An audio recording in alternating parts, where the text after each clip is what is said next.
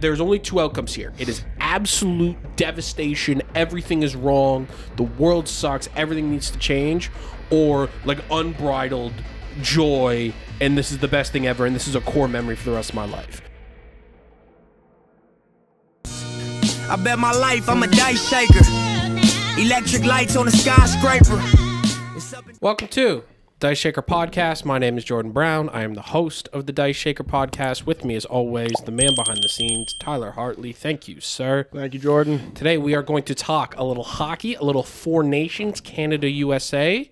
We're going to talk a little NBA All-Star Weekend, maybe touch on a little bit of golf, maybe some baseball, whatever else happens to pop up. So, first episode of the offseason, let's get rolling.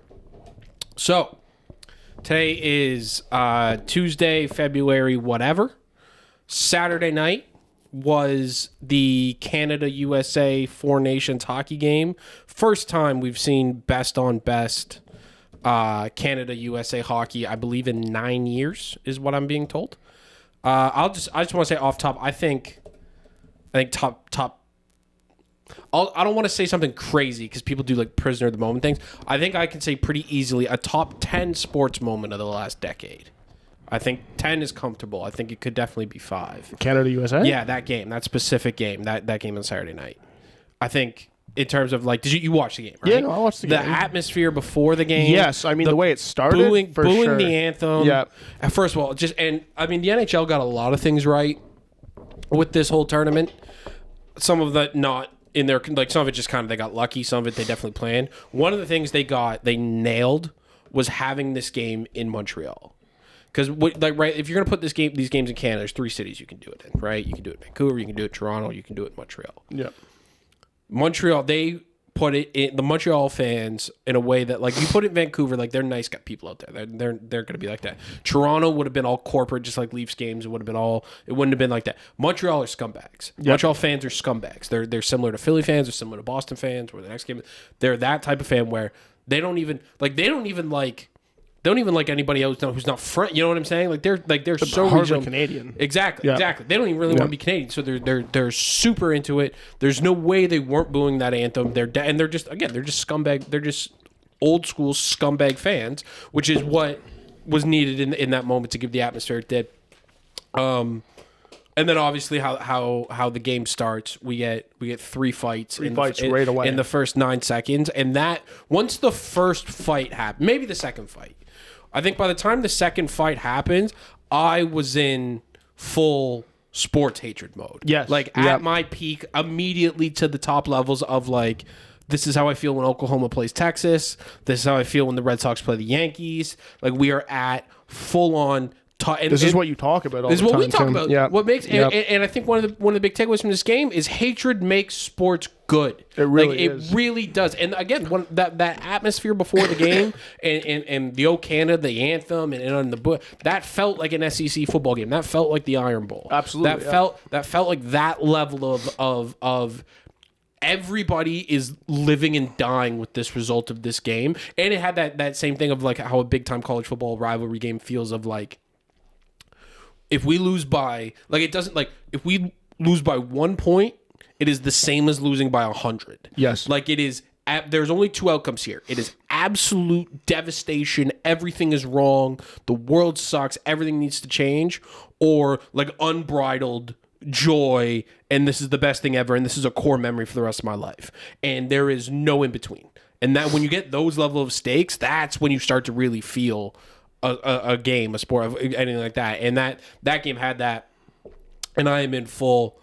Like, I think I have a lot of things I want to talk about. I think the first thing we need to talk about is fuck the Tkachuk brothers, straight up. They've rocketed up my list and they won't stay there. Like, once this tournament's over, it'll die back down again. But they are forever now on my list of sports enemies. I will do nothing but pray on their downfall for as long as they're in the public eye.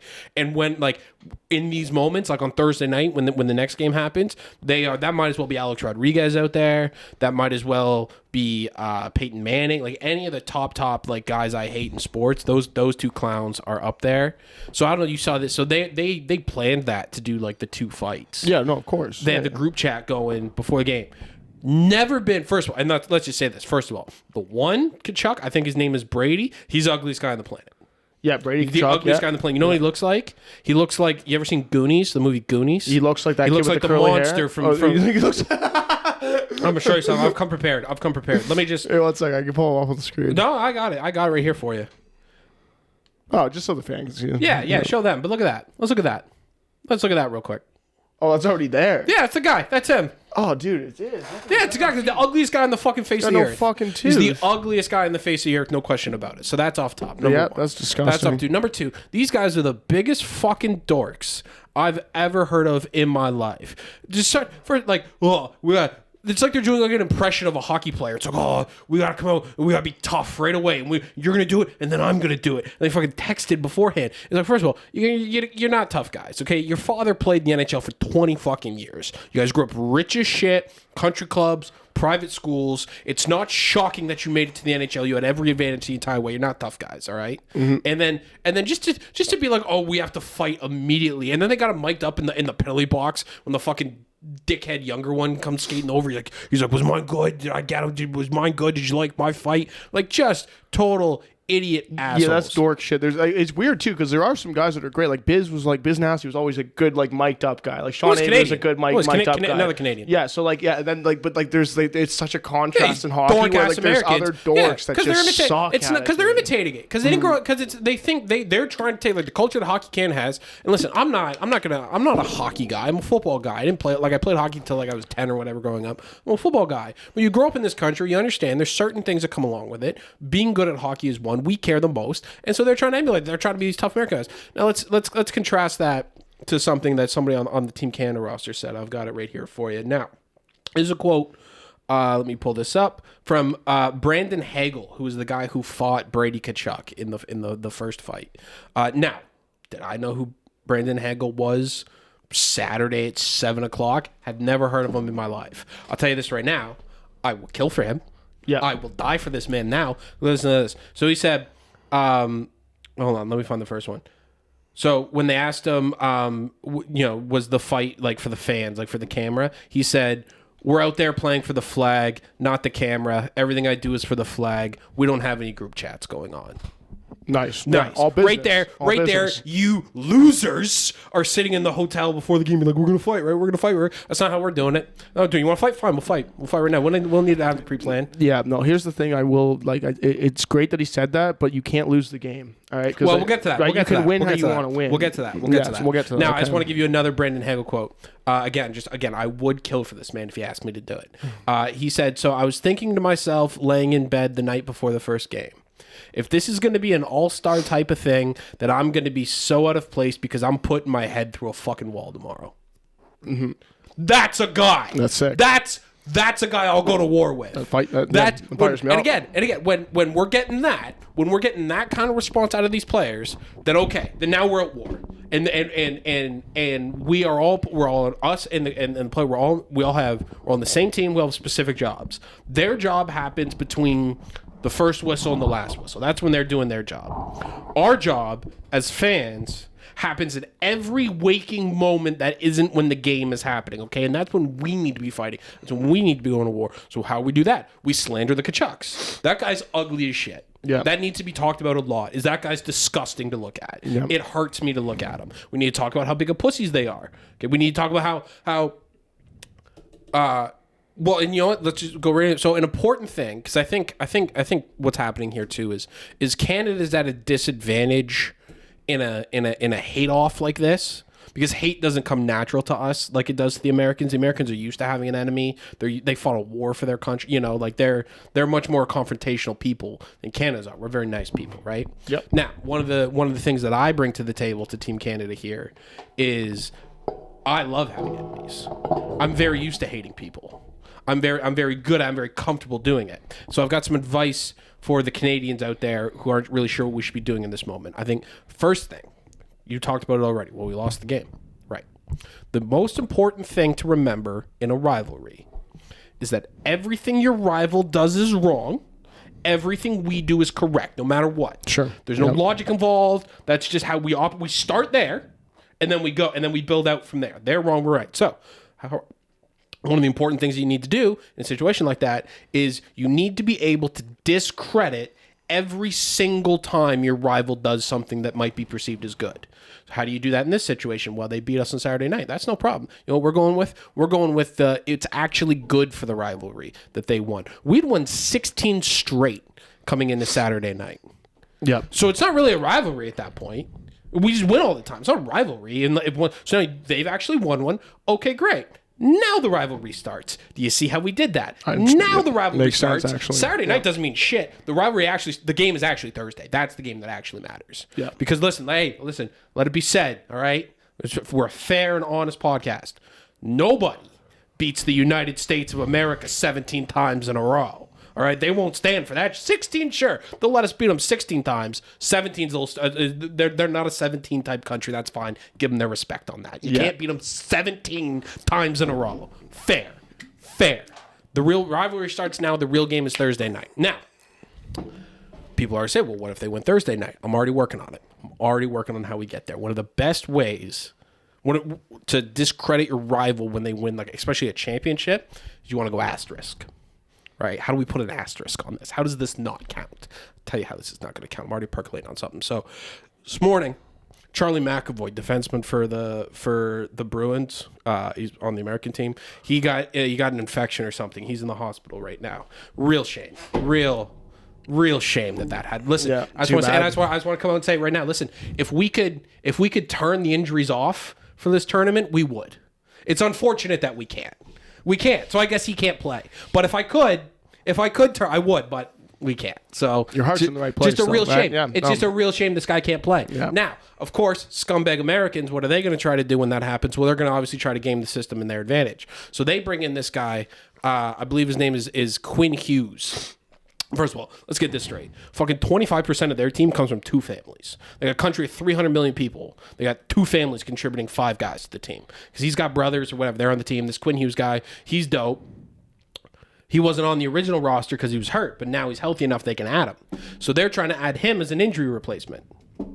Well, the rule says that you actually have to be down like 2 guys before you can give an injury replacement. So there's already theories going around about how sometime between now and Thursday, somebody's going to come up with an illness or somebody's going to come up with some weird nondescript injury and then they're going to put this Quinn Hughes guy into the game on Thursday night on a technicality. And I'm just saying, if they do that, if they pull that shit, our response as Canadians is immediately asterisk. Immediately, it doesn't count. Yeah. If we win, it does. If they win, it does not. That's the situation we want to be in. We always want to put ourselves in a situation where we win, it counts. They lose, it doesn't. Okay, I would consider playing the game under protest, which is something that's an old baseball thing they used to be able to do, which was actually kind of sick. I don't let them do it anymore, but used to be able to. If a manager thought they were getting fucked by the umps or whatever, they'd come out and say, well, we're playing the game under protest. Which back in the day, back in like the fucking 1910s, actually like meant something. They would actually like the league would actually then like evaluate and like change results of the games later based on like corrupt umps or whatever. It stopped being that in like modern times, but it did continue to be a way, which I always loved, of a manager just like not getting his way and then just being able to go, well, it doesn't matter, it's all bullshit now anyway. Like that just fucking counts anyway. We're just fucking around. So yeah, game's under protest. None of it counts. I do like this though. You're bringing back a rule basically, right? This isn't like you're pulling it ass. And like and again, like it's one of those things where it's like the other doesn't like the other team can be like, okay, like it's under protest, and then but for the rest of time, if the Americans win, we go, it doesn't count. It's under protest. It's asterisk. You fucking fake wit. Doesn't matter, right?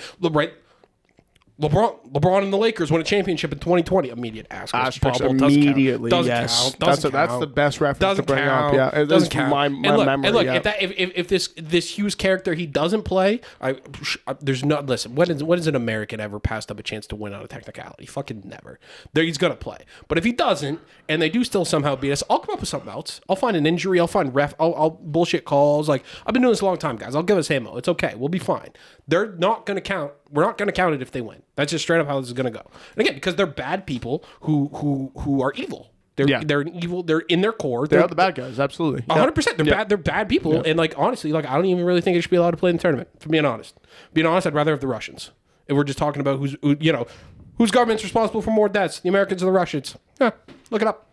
Yeah, well, I mean, if we got to get political on this, I like where your head's at, where it's like it's kind of whatever it takes to discredit this win if it does happen. I do like that. Yeah, you'll go as far as you have to. That's what being in the trenches is. Absolutely. Like that's what being in wars is like and again, I'm fired up about these games because like it is all like growing up in this country.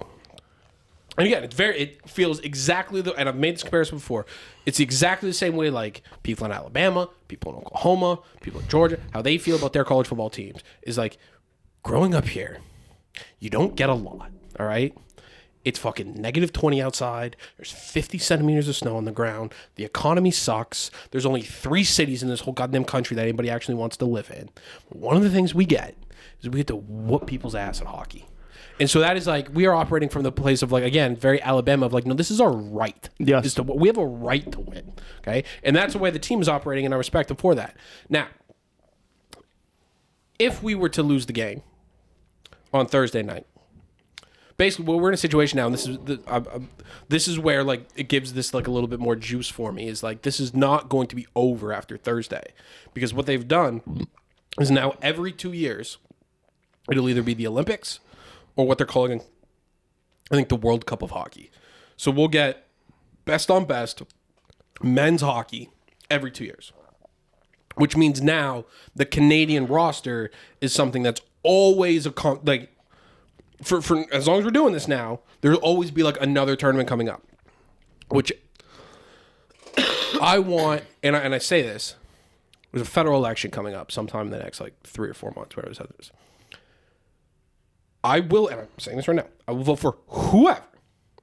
I mean, NDP, the Conservative, I'm a one-issue voter. And the issue voter is guaranteed dubs. I want to know, Pierre Poilievre, whoever else, Jagmeet Singh, what are you doing to guarantee me dubs every 2 years? Yeah. Because I need my dubs. This is what that, again, it goes along growing up in this country is we need the wins. And so that's what I want, that's where my head's at on it, is we are in full on hate mode right now. Like I want bad things to happen to these people. And listen, I think the NHL, like they did, like they got everything out of this that they possibly could have wanted. Again, they did some right things. They picked a great weekend to have it. They picked a great venue, having it in Montreal. Total scumbags. And then it's going to go to Boston.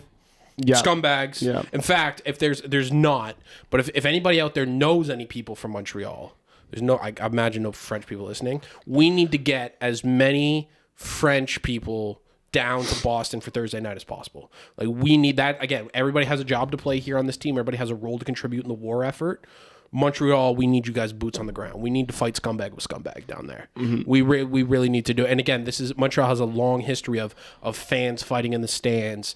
The Richard riots, they thought they got hoed on back in the 50s. Rocket Richard got like suspended or whatever from a game. So they rioted in the streets. They burned buildings to the ground over it. We need that type of energy in Boston on Thursday night. That's what it's going to take. Especially doing it in Boston too. Like let's do it on enemy turf. We don't need to be taking on our own turf. Right. And again, it makes more sense. Credit, scumbag respect scumbag. Yeah.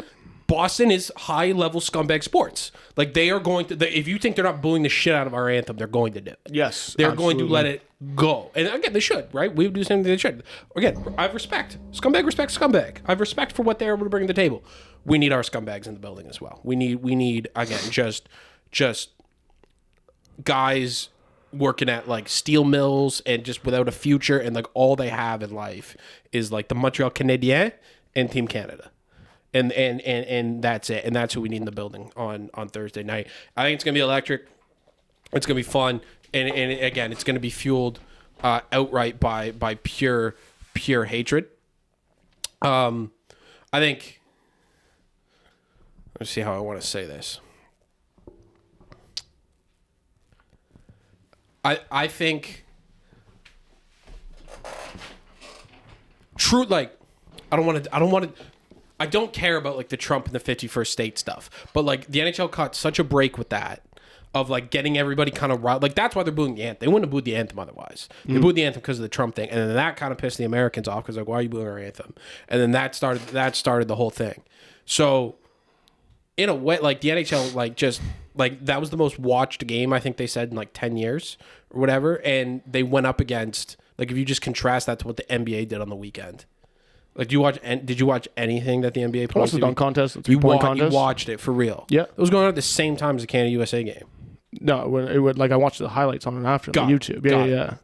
Did you watch? No, yeah, no, I didn't watch live time. Didn't watch no. I want to I don't want to see the bullshit in between. So it just in real time, it was 3 fights in 9 seconds. On one side, and then at the same time in the NBA, they do that skills contest thing. That's the worst. Where it's like it's like pass and dribble and run down the court and stuff. They did it like teams, right? So it was like Chris Paul and Victor Wemby were on a team. And so I guess part of it, whatever, you make some passes, and then you're supposed to go down to the court and off the rack shoot like 5 mid-rangers from like each elbow kind of thing, and then come back down. Well, I guess it was never actually said in the rules that you actually need to shoot the balls on the rack. And so Chris Paul and Wemby just went and tossed the balls off the rack instead of shooting them because it's faster. Yeah. Right. So we got guys. So just on one side, we have 3 fights in 9 seconds. One guy saying he'd do anything for his country. I'm putting my head through a fucking wall for this. And then on the other side, we got guys trying to cheat the skills contest, which, by the way, is the most Chris Paul thing I've ever heard of in my fucking life. Like I actually like Chris Paul because, again, I respect the petty, I respect the scumbag aspect of it. But there's never been a bigger dickhead in just like that, like just being in the fucking NBA skills competition. And they recognize, like, wait, is there a way for us to gain, like, a 2% fucking advantage in this if we just be, like, dickheads about it? And the rest like, yeah, kind of. And he's like, all right, we're being dickheads about it. Like, this is a guy who, do you ever see the time where he got a technical called on somebody for having their jersey untucked? No, I've seen Chris Paul over the years. Right, so that's my favorite one. They're playing. I forget who they're playing. Maybe the Bucks or somebody. But it's close down at the end, tight end of the game, basically a 1-2 point game or whatever. And somebody checks into the game without their jersey tucked in. And that guy already had a tech. And so Chris Paul knows the rule book and knows if you check into the game with your jersey untucked, it's a tech. And if you get 2 techs, it's free throws. And so he goes right to the ref. Like, you have to call it. You have to call it. And you can see the ref does it. He's like, are you serious? And Chris Paul's like, you're damn right I'm serious. Like, I know the rule book. And the ref is in a position where he's like, he's technically right. It is a rule. And so he calls the tech whenever they win the game. So that's just that kind of... So you've got that contrasted. You've got LeBron not playing in the game. And just... an absolute dud of an all-star weekend for the NBA. And honestly, like they caught a tough break being put up against that game. Like, it really shone a light on just how bad that all-star weekend is. But I don't really know. I also kind of feel bad for the NBA in a way because it's like, what are they supposed to do? Well, I mean, like, dude, every time I watch, like, again, so watch the dunk contest, like, on the YouTube or whatever. Every time I watch it, immediately I go back. I'm like, oh, okay, now I'm gonna watch 2016 when, like, Aaron Gordon and Zach Levine. Right? Like, we kind of got treated with that one where it's like we got the best thing you ever could experience in a dunk contest. But I think, like, the biggest takeaway, I think when your bright spot of the All-Star weekend is a guy who's like 5'5" winning a dunk contest, it's like, you got problems. Yeah. Well, you got serious problems. Well, and like, he's not even in the NBA. He's a G League player. And he's not even in the G League. Go look at his stats. He's not even in the G League? He's played 1 game a year the last 3 years. He's only there to go do the dunk contest. Which, hat off to him for making a career out of this, right? Sure. No hate to him. No hate to him. But I think they're just, and like, again, I get what they're, like, because it came out like last night or maybe the night before, whatever it was, like Kevin Durant, his moody ass was like, well, like, he is moody. I know he does moody, dude. Oh, what a malcontent. You ever had a good day, Kevin? And so he comes out and he's like, well, I don't know, maybe we just all don't even do All-Star. Everybody just gets a break if everybody's just going to be miserable about it. And like, yeah, and look, maybe, honestly, because like, I don't know, like, the NBA, or not even that, All-Star games in general, and this is why the NHL was smart to scrap theirs and do this. They're for kids and they're for like corporate sponsors. Yeah. Right? It's kids like seeing it on TV. Do you think that they made a bad decision though? Because ratings have gone down. Do you think they made a bad decision in making it for kids? Because like when you go back, it's always been for kids. No, but you go back and watch that 2016 All-Star one. You have Kevin Hart. And now, like, on the mic during the dunk contest, it's like, well, that's not really for kids. Now you're bringing adults in. Now you're bringing me in because I'm like, oh, I love Kevin Hart. Like, you know what I mean? I think kids love Kevin Hart, first of all. But you don't have 8-year-olds that love Kevin Hart. They don't know him. They didn't know him. Maybe at that not. point. But he's in all those movies with The Rock and stuff. They probably, I don't. But the point is like the All-Star game has always been for kids, and it's always been what it is. It's always been for kids, and it's always been for corporate sponsors.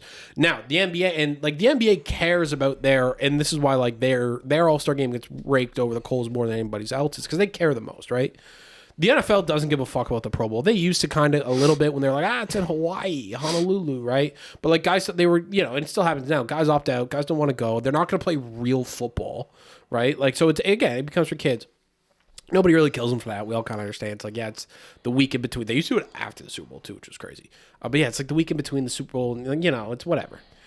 Same with, the MLB All-Star Game is actually like, that's actually fairly well received because baseball is a game you can just like play at full speed casually. Like they can try in the All-Star Game without really like risking anything.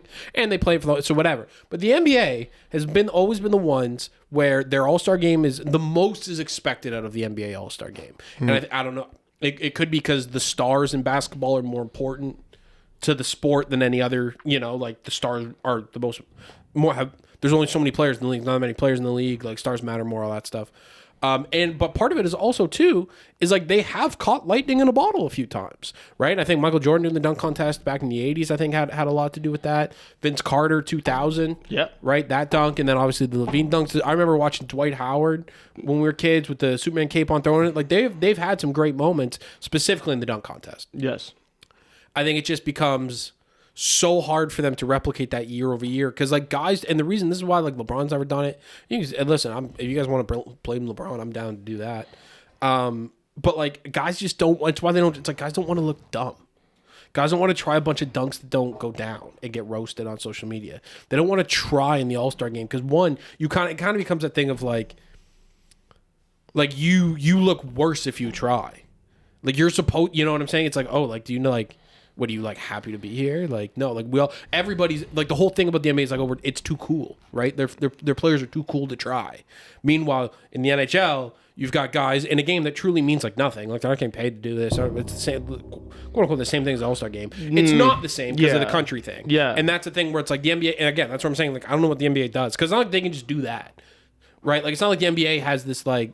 They kind of do, and they have like different countries going and playing each other. That's the Olympics. It doesn't mean like. Well, it doesn't mean anything because I think maybe because we're Canadian though too. I'm sure U.S. ball like they have some pride in that being like they're the best team. Yeah, I guess, but like it would be more of like when they go to the Olympics, they expect to win every time for sure.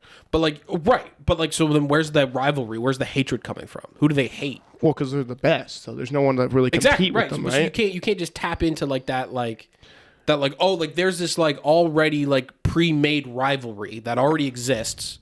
Honestly, like it's somewhat new. This will obviously take it to another level because Canada-Russia is really like the old school rivalry, right? Like we talked like our dads and the guys who were around in the 70s. Canada-Russia is the rivalry. But like that's what I'm saying. We have all that history of like Team Canada and like it's a pre-built that like all of these players already have a ton of pride of playing for their country. Whereas like playing for like USA basketball is like, yeah, sure in the Olympics, but like that's why the Olympics became a thing because for a lot of times they wouldn't even go. They didn't even care. Yeah. Right? They wouldn't send the best players. So they can't tap it, and they certainly can't like I forget. Maybe I forget. Somebody said this like, well, what? Do you just want to fight each other at half court at the game? And it's like, well, number one, that would for sure get viewers. Yeah. Number one, like just objectively speaking, people are tuning in if we just have 3 fights in 9 seconds in the NBA. But yes, obviously that's not how. It's just a different thing, right? And so I think the NBA is like again, it's similar to all these other leagues. It's like it's never gonna be that good. You might if you get some guys in the dunk contest, which it seems like nobody wants to do anymore. If you get, then it might be, we might get a little juice out of it. 3-point contest, like, nobody seems to care that much anymore now that Steph's not in it. Mm-hmm. So it's like, what are they supposed to do?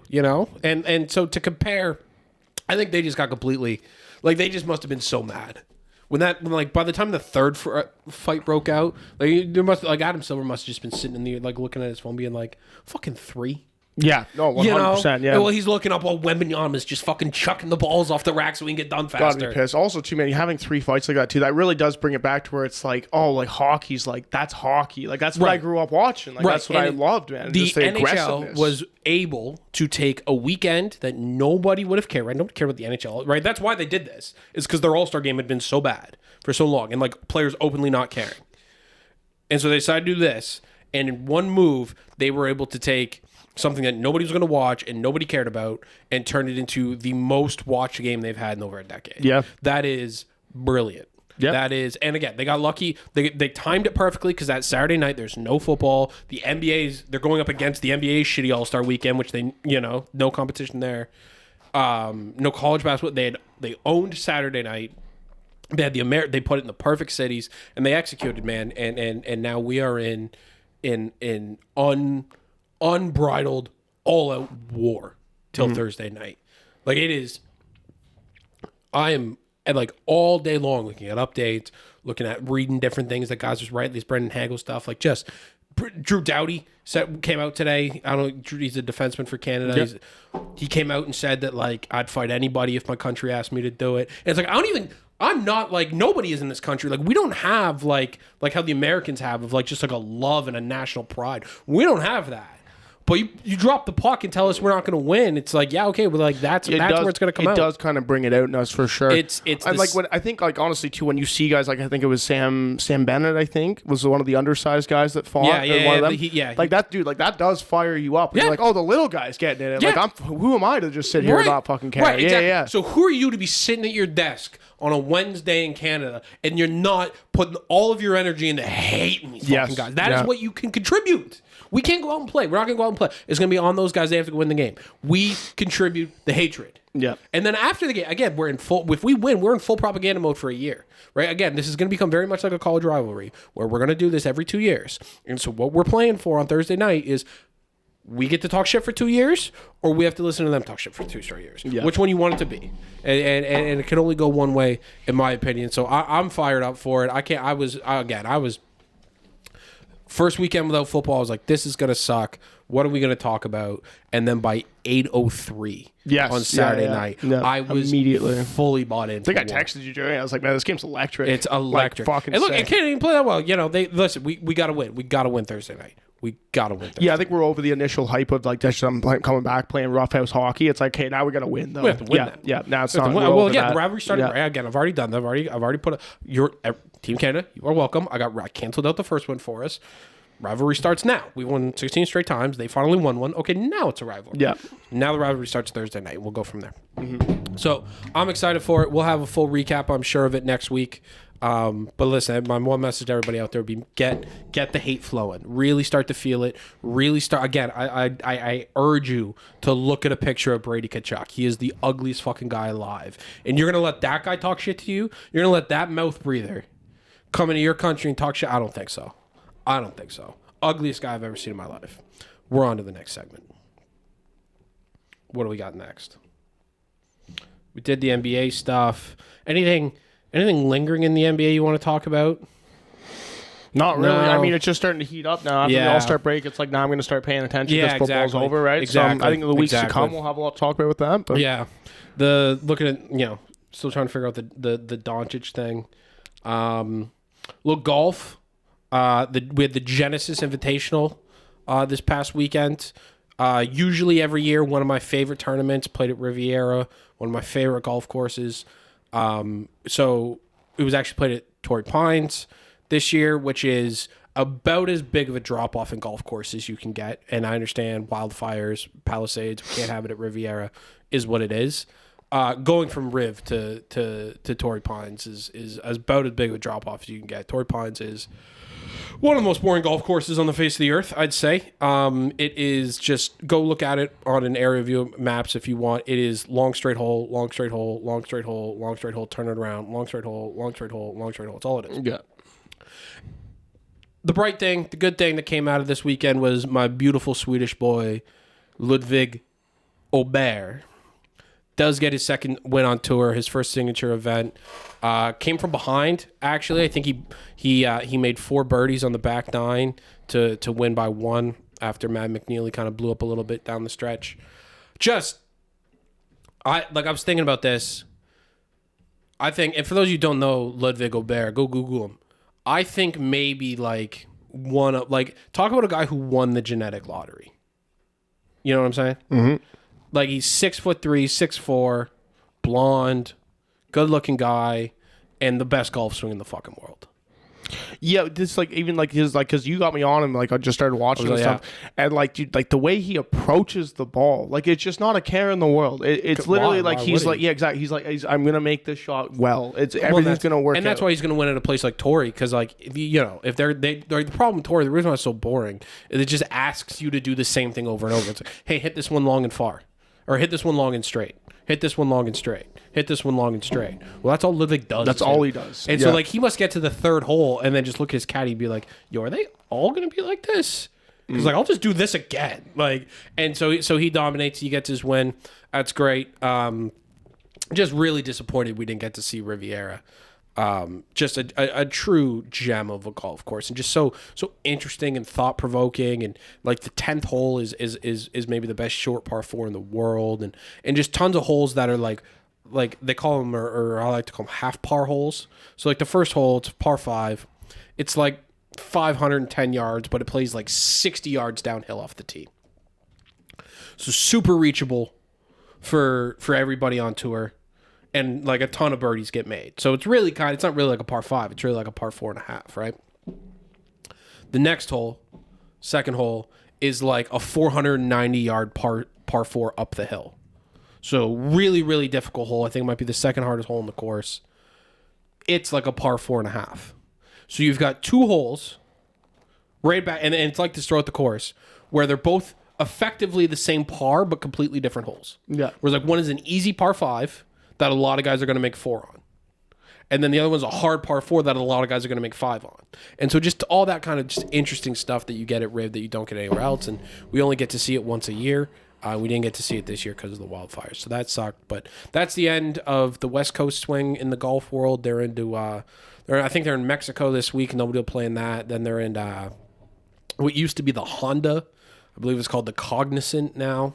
Honda pulled out. Which again nobody will watch, but then we hit a nice stretch. We get Bay Hill, that's the Arnold Palmer Invitational, and then the Players right after that. Yeah. So the golf is starting to pick up. We're looking, we're probably about 6 weeks out. Not even. What would be? Yeah, like 7 weeks out from the Masters. So we can't be much more than that, but yeah. 7 weeks from the Masters, yeah, exactly, something like that. So we'll have more golf stuff coming up for you guys as the off season progresses. But again, I really just wanted to make sure we shout out Ludvig Aberg. If I hear another person call him Ludvig Aberg, you uncultured swine. Absolutely. That's your boy, man. Do you not see the little circle accent above the A? You say it Aberg. Hand up, right? Man. I had no idea what that circle accent meant, to be honest. I don't know what it means either, but here's what I do know. I know it's pronounced Aberg. I know it means the G. It doesn't matter. Yeah. I think, I don't know if it has anything to do with the G. I know it changes the A to an O. And the man has said, again, my tall Swedish-born son, Ludvig, has said it is pronounced Aberg. And so that's the quickest way that I can identify a hater, a loser, and a casual is when they call him Ludvig Aberg.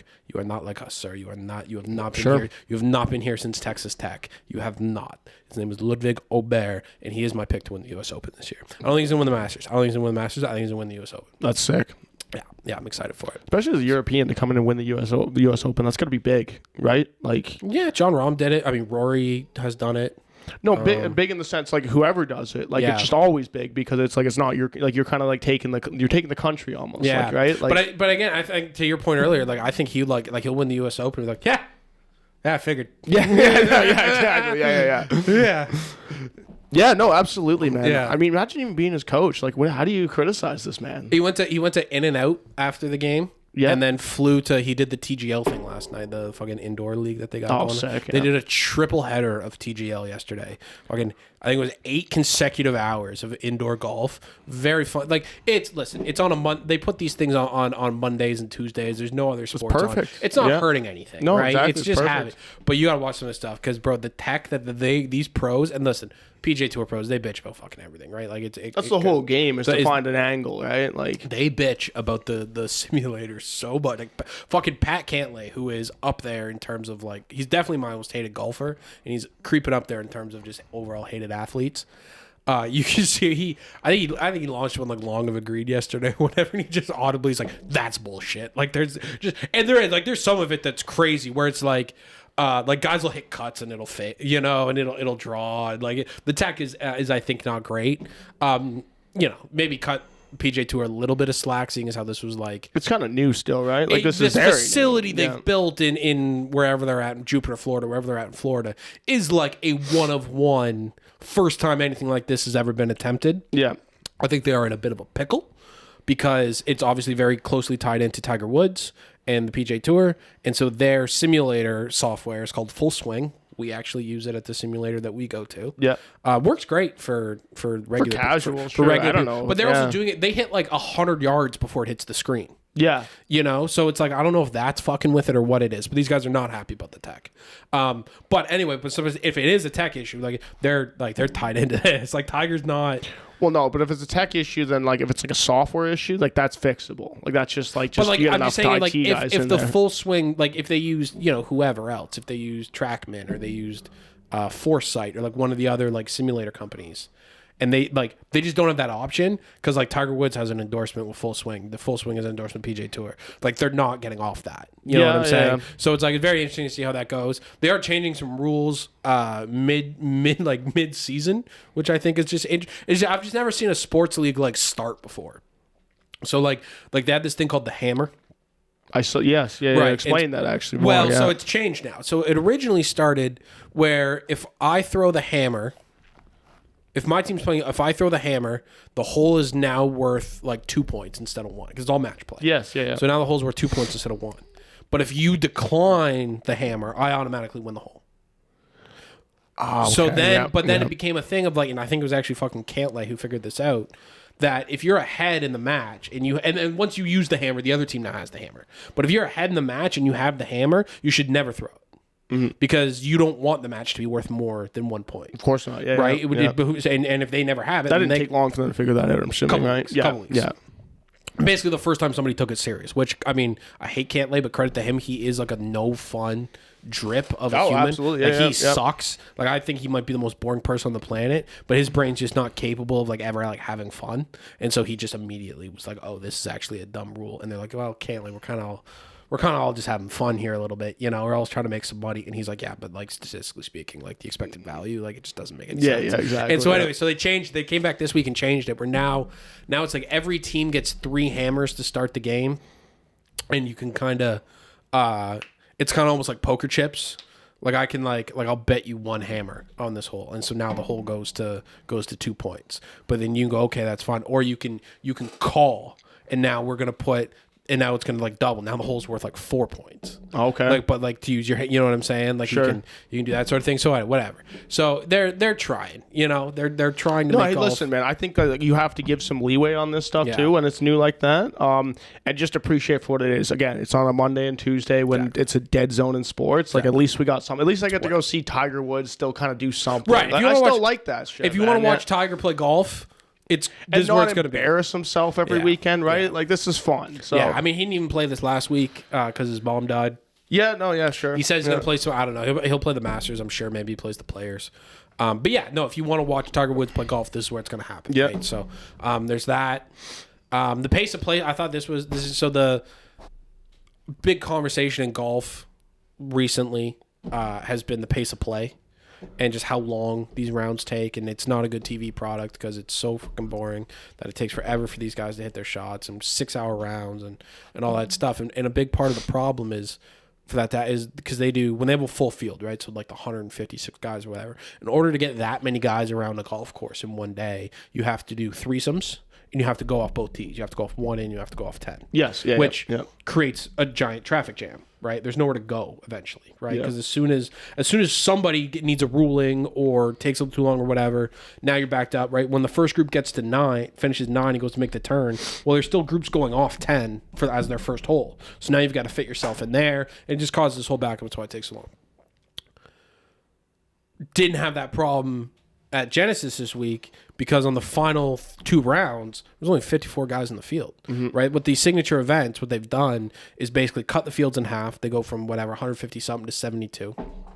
And then from there, another sick rule, I think it's 8 shots. If you're not within 8 shots of the lead come Saturday, you're cut 2. Sure. So then we got it down to 54. 2 sums off 1 tee. Goes great. Everybody's done like 4 hours. Yeah. Perfect. The mule, so the the guys they referred to as the mules. It came, I forget who it was. One of those, like, I don't know. Like, it was like a guy ranked, the guy's ranked like 75th through like 125 in the world. So it's, your Charlie Hoffmans and your JT Postman, guys who are just like, nobody cares. Like, nobody's ever shown up to a golf tournament to watch these guys play. Nobody's ever tuned into a golf tournament to watch these guys play, but they're out there, they're PGA Tour pros. They're obviously getting excluded from all this. And they're upset about it, mostly because they want to make more money. Yeah, right? Of course. And they think that they've got like some like weird, like, and again, like the PGA, I get where they're coming from a little bit of like the PGA Tour, like its mandate, like its mission statement is to create the most playing opportunities for its members, right? So like on its face, what the PGA Tour exists to do is just create as many golf tournaments with as many people in the golf tournaments as they possibly can, right? Well, that doesn't give you the best TV product. And so you're seeing the PGA Tour come to this reckoning of, if we're going to survive in this like live Saudi golf world where the purses have to be $20 million, we have to get the TV ratings up so the sponsors want to keep paying $20 million a tournament. And in order to do that, the mules got to go. Right? Because that's what it was. One of those guys came out and said that they're treating us like mules out here, like basically like just sending us to like go work without like caring about us. And basically, I don't know who it was. Maybe Rory, somebody else was like, you guys kind of are the mules. Like that's what you're here to do. And so the mules are getting euthanized. Yeah, I think pretty quick. I think we're gonna end up with. I mean, it's tough, but it's kind of like you get cuts in corporate worlds all the time, right? So it's kind of like you get cut. Maybe there's not room for 150 professional golfers in the world. Maybe there's only room for 75. It is cutthroat, but it's kind of like dude, PGA's in a moment where they have to be cutthroat, right? Like you said, they have competition coming up, man. Right. Like there's other place to watch. That was another funny thing on the TGL that so obviously like they're doing it wasn't. It was on. So Tiger joined the broadcast of the Genesis during the 4th round. And he got in the booth with Nance and Immelman. And so obviously like the Saudi and the PGA Tour thing has been going on forever. They announced an agreement like 2 years ago that has gone nowhere. Like they're still like competing against each other 2 years ago, maybe more than that now. I think it was June 6th. Yeah, it'll be coming up on 3 years. They announce, it's over now. We've got the agreement. Still nothing happening. Nobody knows what's going on. There's no progress being made. Everybody wants something different. They asked Tiger about it. Tiger he goes, yeah, it's going to be done soon. Yeah, no, we're going to bring the game back together. 1-2. Like he's just been like, I'm Tiger Woods. I'll just tell you how it's going to be. And they're like, Tiger, I think there's like sovereign wealth funds and like billions of dollars and like geopolitical things. Like they got Trump involved now. Like they got all this stuff going on. He goes, nah. I want it back together. We're getting it back together. It's sick. It was just sick. I feel like that when you're the best in the world like that too. That's kind of you talked about this before. Where like Wayne Gretzky wasn't a good coach. It's like he couldn't really teach anyone how to do this stuff, right? I don't think Tiger could teach anyone how to golf. But I'm saying like in the same vein of like he doesn't really know how it's gonna. He's like, it just always worked out for me, right? Well, so like, why would? Yeah, exactly. And it's that and Tiger's in a position that like is probably unique in sports because LeBron had it like this, but I think LeBron fucked it up and won't be like Tiger is God in golf. Yes. He is for a number of reasons, right? Like he is like all those old school guys, all the this isn't the right name because he made a lot of money, but like Nick Fowler, like the mules of Tiger's era love Tiger so much because he made them so much money. He got the purses to go through the roof because of the amount of attention he brought. Yep. And made all those dudes way more money. So they all love Tiger. And then so all the old guys love Tiger. And then you've all got the young guys who grew up like idolizing him in a way that like very few like individual athletes get idolized. So there is an entire golf ecosystem that sees this man as like truly like having transcended the human condition, and whatever he says goes. And that's one of these things these mules argue about is like Spieth got an exemption and he didn't qualify for the Genesis, but he got a sponsor's exemption where basically Genesis was able to put him in the tournament because they want Jordan Spieth there because people know who Jordan Spieth is. And the mules were like, what the fuck? Like, how does he get in? We didn't get in. It's like, well, he's Jordan Spieth and you're not. Tiger gets those exemptions to play in every tournament. Mm-hmm. Tiger didn't qualify for shit. And nobody says a word. Yeah. Because they're like, yeah, obviously he gets in. Tiger Woods gets to play in the U.S. Open until he's 150 years old if he feels like it. Because the only reason all this is happening right now is because of him. Yeah. So he occupies a very unique space of like true like there are Tiger haters for sure out there, but not like who work in golf, not who are around him. Yeah, It's all just fan. Like everybody who's in like anybody who's operating the machine that is professional golf is just always bought in on what does Tiger want, what does Tiger say. Like this TGL thing, right? TGL is supposed to stand for the Golf League. It's Tiger Golf League. Yeah. The whole thing was built on none of it happens unless Tiger is doing it from the jump. Right? Even Rory couldn't have got like hundreds of millions of dollars of investment into this from SoFi and everybody else. Like that all happens because of Tiger. And there's just I don't know if we'll ever see an athlete have that kind of cultural cachet again. Because like Michael Jordan had it, I think, but we're too young to remember that really. But from like the stories they tell of like just like it was again truly like a god amongst men of like he and with no argument for anybody else of like obviously he gets special treatment. You know, and because Michael did a very similar thing that Tiger did of like he brought all this money into the league. Now everybody gets paid more, so they got that love for him. So yeah, a lot of interesting golf stuff go on. We'll see what shakes out with the PGA Tour and the Saudi stuff. I don't think that's getting resolved anytime soon. But like the majors are still going to be the majors. You know, those are still the things that we're looking at. So we'll talk a little golf there. Want to quickly wrap it up with a little baseball. Nothing specific in baseball. I just think that it's one of the things you need to do in the wintertime is hold on to like look for moments to like light at the end of the tunnel. Like again, it is truly as we record this, there's 50 centimeters of snow on the ground. It is negative 20 outside. And so you need these little milestones. One of the milestones is when baseball is back. And what's great is you actually get to do the baseball is back thing 3 different times. So you get to do it right now when like all the players show up to spring training.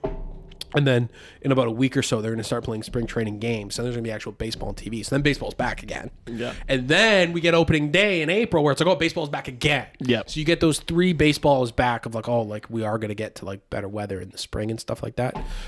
So that's exciting. I feel like baseball had a bit of a comeback last year into the cultural like with the pitch clock and just the games going faster and stuff. Sure, yeah. It's more exciting to watch. Then we got Dodgers Yankees in the World Series. You know, I just felt like baseball kind of had a big moment last year.